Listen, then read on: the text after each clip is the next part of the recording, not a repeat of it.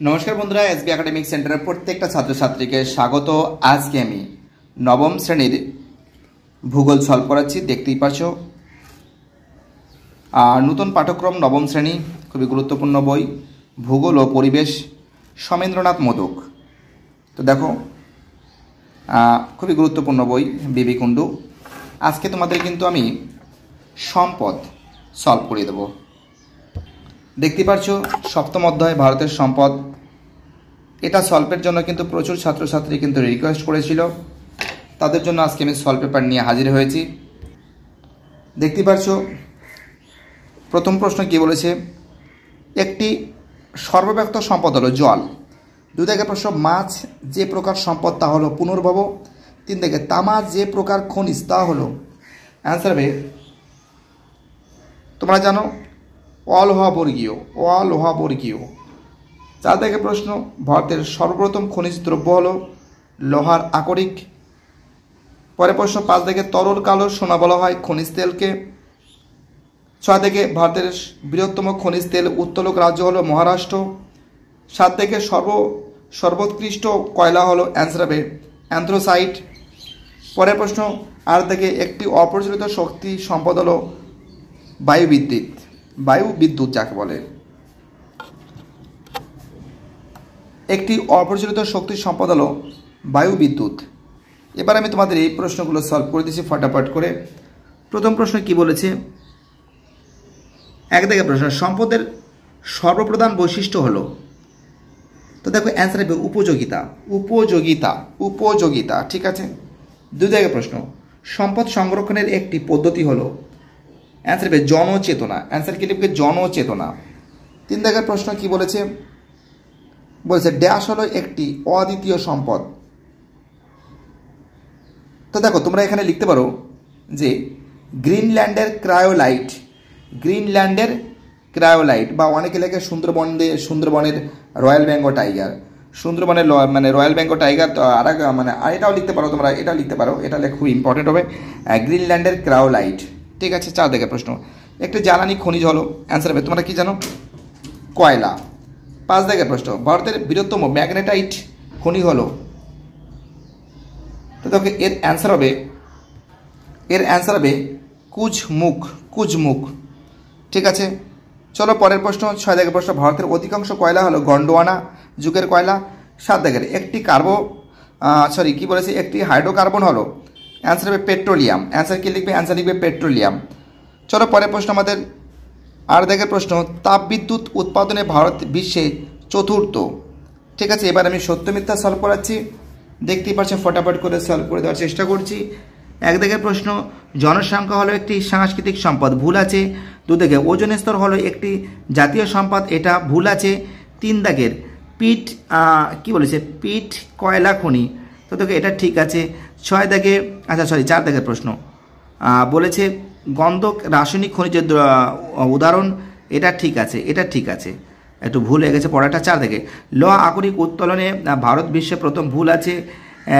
নিভেলি ভারতের বৃহত্তম পিট কয়লা খনি, এটা ভুল আছে। 6 থেকে, বিশ্বের অধিকাংশ তেল ভাতের ঊর্ধ্ববঙ্গে পাওয়া যায়, এটা ঠিক আছে। 7 থেকে, চিরাচরিত শক্তির একটি সমস্যা হলো ব্যাপক পরিবেশ দূষণ যাকে বলে, এটা ঠিক আছে। 8 থেকে, দক্ষিণ ভারত জলবিদ্যুৎ উৎপাদনে অগ্রণী, ঠিক আছে। 9 থেকে, ভারতের 6টি পারমাণবিক বিদ্যুৎ উৎপাদন কেন্দ্র আছে, তো দেখো এটা কিন্তু ঠিক আছে। এবার আমি তোমাদের এই যে প্রশ্নগুলো আছে এই প্রশ্নগুলো সলভ করে দিচ্ছি। ঠিক আছে। দেখতেই পাচ্ছ যতটা পারছি ফটাফট করে দেওয়ার চেষ্টা করছি। প্রথম প্রশ্ন বলেছে ভারতের একটি প্রাচীনতম তৈল খনি কোথায় অবস্থিত, ডিগবয়। ঠিক আছে। আর এই যে 1 দাগের যে প্রশ্ন আছে, 1 দাগেরটা বাদ দিয়েছি, সম্পদ সম্পর্কিত ধারণাটি দেন কে, জননকে। সম্পদ সম্পর্কিত ধারণার জনকে জিমারম্যান। ঠিক আছে। 2 দাগের প্রশ্ন, একটি সম্ভাব্য সম্পদের উদাহরণ কি, জলবিদ্যুৎ। 3 দাগের, কোনটি শিল্পীয় লোহা, অ্যান্সার হবে হেমাটাইট। 4 দাগের, ভারতের প্রাচীনতম তৈলখনি ডিগবয়। ঠিক আছে। চলো পরের প্রশ্ন কি বলেছে, কোন রাজ্য তাপবিদ্যুৎ উৎপাদনে প্রথম, তোমরা জানো যে কোন রাজ্য, অ্যান্সার হবে অন্ধ্রপ্রদেশ। ঠিক আছে। 6 থেকে প্রশ্ন, ভারতের প্রথম আণবিক বিদ্যুৎ কেন্দ্র কোথায় গড়ে উঠেছে? তারাপুর। 6 থেকে প্রশ্ন হয়ে গেছে। 7 থেকে, 3 প্রকার বিদ্যুৎ শক্তির মধ্যে কোনটি পরিবেশ বান্ধব? অ্যান্সার হবে বায়ুবিদ্যুৎ। 8 থেকে, বিশ্বের বৃহত্তম সৌর রান্না ব্যবস্থা কোথায় আছে? অ্যান্সার হবে, তো দেখো অ্যান্সার হবে কিন্তু বিশ্বের বৃহত্তম সৌর রান্না ব্যবস্থা কোথায় আছে? অ্যান্সার হবে অন্ধ্রপ্রদেশের তিরুমালায়। 9 থেকে প্রশ্ন, ভারতের ভূতাপ শক্তি কেন্দ্র কোথায় গড়ে উঠেছে? তো দেখো এর অ্যান্সার হবে তেলেঙ্গানার খাম্মাম প্রদেশে গড়ে উঠেছে, পরের প্রশ্ন 10 থেকে প্রশ্ন, ভারতের বৃহত্তম বায়ু শক্তি উৎপাদন কেন্দ্র কোথায় অবস্থিত? দেখো খুবই গুরুত্বপূর্ণ প্রশ্ন, তোমরা জানো। এর অ্যান্সার হবে, দেখো এই যে প্রশ্ন বলেছে, এটা তো হয়ে গেছে যে ভারতের বৃহত্তম বায়ু শক্তি উৎপাদন কেন্দ্র কোথায় অবস্থিত? অ্যান্সার হবে মহারাষ্ট্রের ভেঙ্গুস ভয়াকার উময়কয় হস্তি দন্তস্ব ও অন্তস্তাকার ডোয়া। পরের প্রশ্ন 11 থেকে প্রশ্ন, ভারতের প্রাচীনতম কয়লা খনি কোথায়? রানীগঞ্জে। 12 থেকে, একটি মৌলিক খনিজের নাম লেখো। তামা। ম্যাচিংটা দেখে নাও। চিরিয়া হবে, অ্যান্সার হবে লৌহ খনি। বোকারো হবে কয়লা খনি। মাকুম হবে খনিজ তেল খনি। ব্যান্ডেল হবে তাপবিদ্যুৎ কেন্দ্র। হীরাকুদ হবে জলবিদ্যুৎ কেন্দ্র। নারোরা হবে আমাদের আণবিক বিদ্যুৎ কেন্দ্র। এবার দেখো এই প্রশ্নগুলো সলভ করে দিচ্ছি তোমাদের আমি। সংক্ষিপ্ত উত্তরধর্মী প্রশ্নাবলী। প্রথম প্রশ্ন, সম্পদ কাকে বলে? পেজ নম্বর 92। দেখতে পাচ্ছ সম্পদ কাকে বলে? পেজ নম্বর 92 পেজে আছে। সম্পদ কাকে বলে তোমরা এখান থেকে শুরু করে এতটা লিখবে, এখান থেকে শুরু করে গণ্য হয় পর্যন্ত লিখবে। চলো পরের প্রশ্ন, 2 দাগের প্রশ্ন, পুনর্ভব সম্পদ কি? পেজ নম্বর 93 থেকে পেজ নম্বর 94।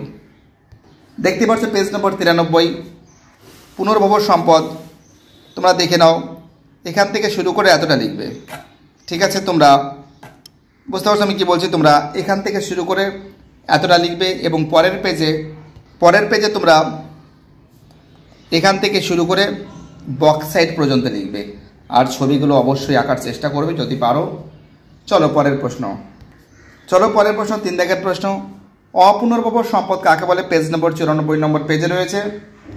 তো দেখতে পাচ্ছ পেজ নম্বর 94, ঠিক এখান থেকে শুরু করে এতটা বক্স সাইড, এখান থেকে শুরু করে এতটা অপুনর্ভব সম্পদ উদাহরণ সমেত লিখবে। ঠিক আছে, চলো পরের প্রশ্ন, 4 দাগের প্রশ্ন, সহজলভ্য সম্পদ কাকে বলে? তো দেখো এই যে প্রশ্ন আছে, সহজলভ্য সম্পদ কাকে বলে? পেজ নম্বর 94। দেখতে পাচ্ছ পেজ নম্বর 94 সহজলভ্য সম্পদ কাকে বলে তোমরা লিখবে এখান থেকে শুরু করে এত লিখবে, মৎস্য পর্যন্ত লিখবে।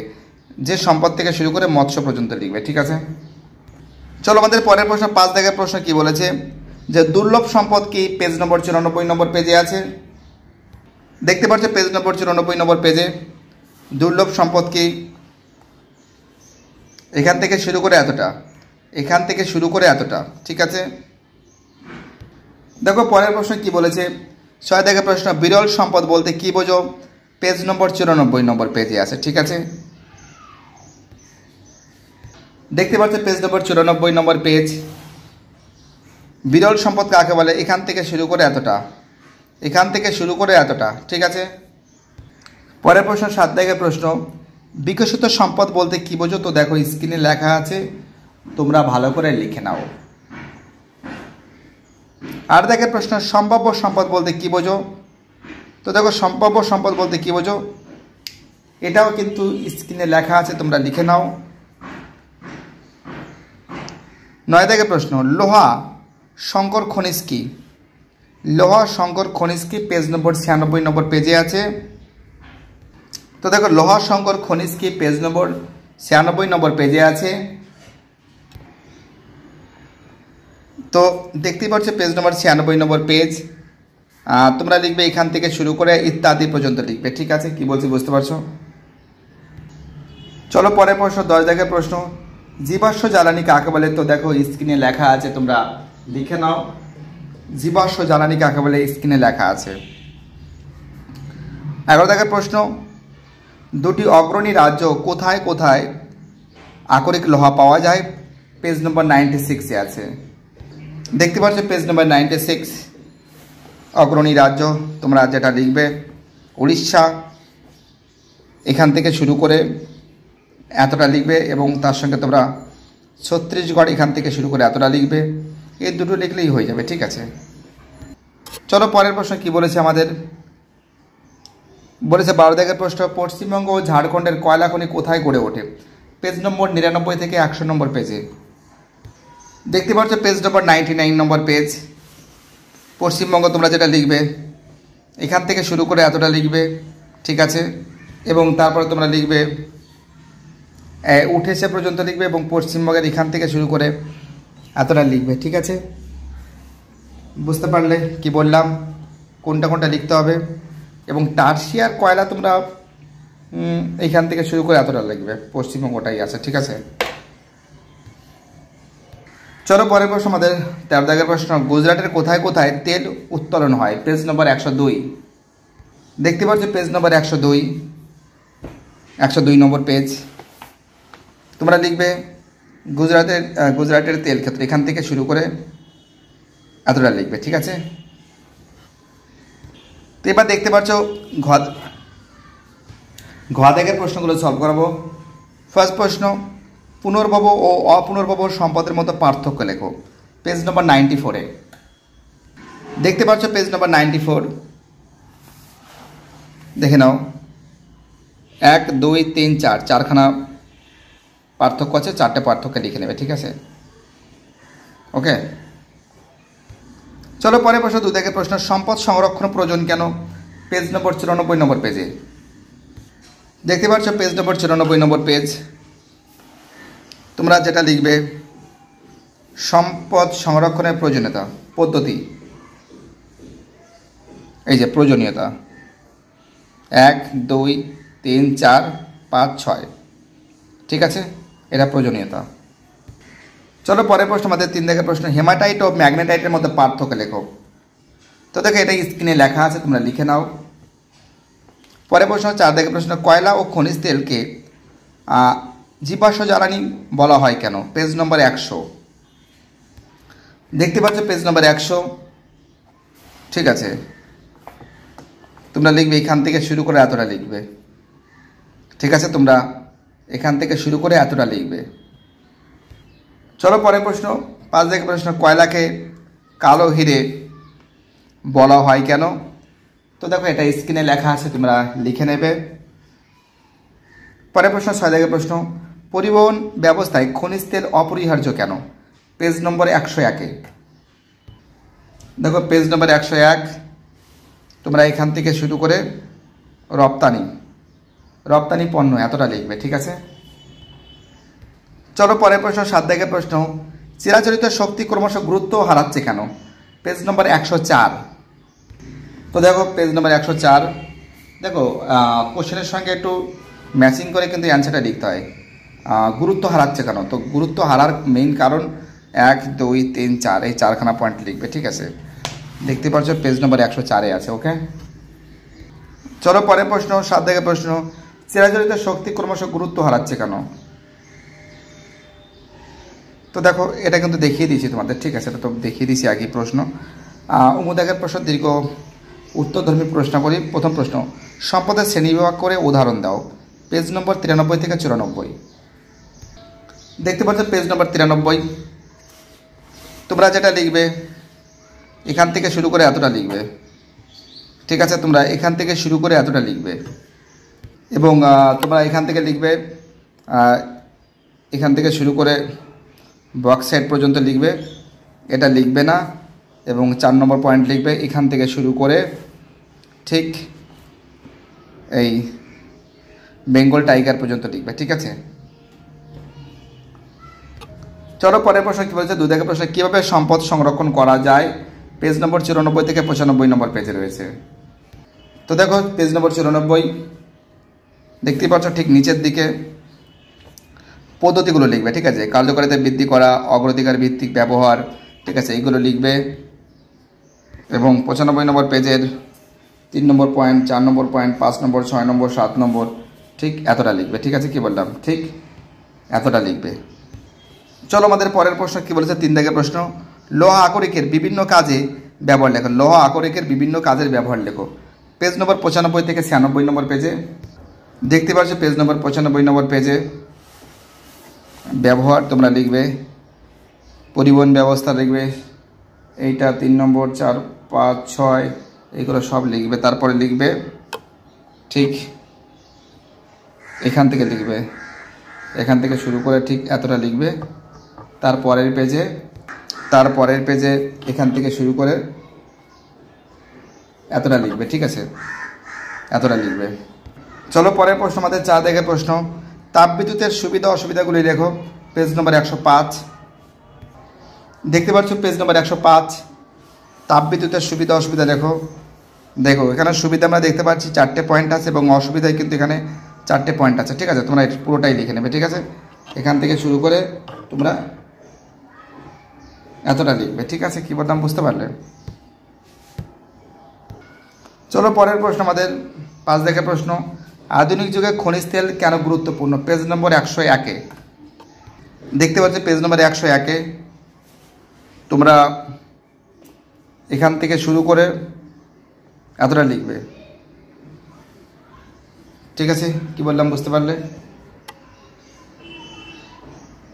এবার ব্যবহারটাও লিখতে পারো। খনিজ তেল গুরুত্বপূর্ণ কোনো, যেহেতু ব্যবহারের পরিবহনের ক্ষেত্রে খুবই গুরুত্বপূর্ণ, বিদ্যুৎ উৎপাদনের ক্ষেত্রে খুবই গুরুত্বপূর্ণ, যান্ত্রিক রক্ষণাবেক্ষণে গুরুত্বপূর্ণ খনিজ তেল, কৃষিকাজে গুরুত্বপূর্ণ, গৃহস্থলী কাজে গুরুত্বপূর্ণ, উপজাত দ্রব্য বিক্রি গুরুত্বপূর্ণ। তোমরা এতটা লিখতে পারো, ঠিক আছে? এখান থেকে শুরু করে, ওকে?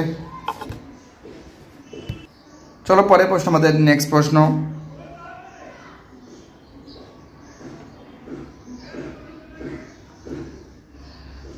6 দাগের প্রশ্ন, অচিরাচরিত শক্তির বর্তমান দিনে অধিক প্রসার লাভ করেছে কেন? পেজ নম্বর 104 দেখো, পেজ নম্বর 104 ঠিক তোমরা লিখবে, সুবিধা লিখবে, কেন গুরুত্ব লাভ করছে? স্বল্পমূল্য, 2 নম্বর পয়েন্ট, 3 নম্বর, 4 নম্বর পয়েন্ট, ঠিক আছে? এতটা লিখবে। করা যায় পর্যন্ত লিখবে, এখান থেকে শুরু করে, ঠিক আছে?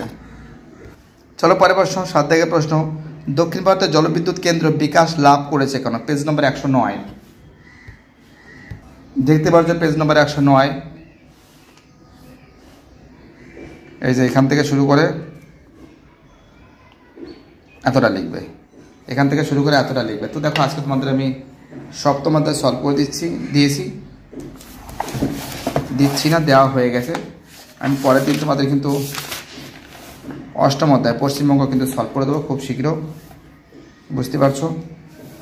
আর ভিডিওটি দেখার জন্য এসবি একাডেমিক সেন্টারের তরফ থেকে প্রত্যেকটা ছেলেমেয়েকে জানাই অসংখ্য ধন্যবাদ। সুস্থ থাকো, ভালো থাকো, চ্যানেলের সঙ্গে যুক্ত থাকো, এটাই আমার একান্ত অনুরোধ। সবাই ভালো থাকবে, বাই, টাটা।